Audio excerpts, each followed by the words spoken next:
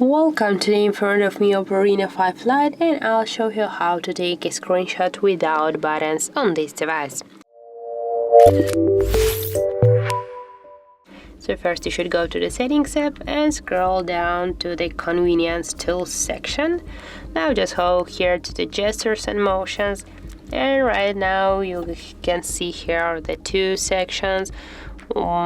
Just to activate these options, tap on the switchers, and this option will give you to take a screenshot with swipe down with your three fingers by this way. And as can you see, when I just now take a screenshot, you can send the screenshot, or also you can manage the screen.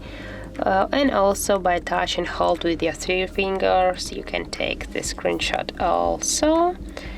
And also you can change the size of the screen, the form, for example like this one, and just you can edit the screen, send them, and for example tap to OK, and right now you can for example find your screen here in your photos, and as can you see, we got here our screenshots. So that's how it looks. If you found this video helpful, leave like, comment and subscribe our channel.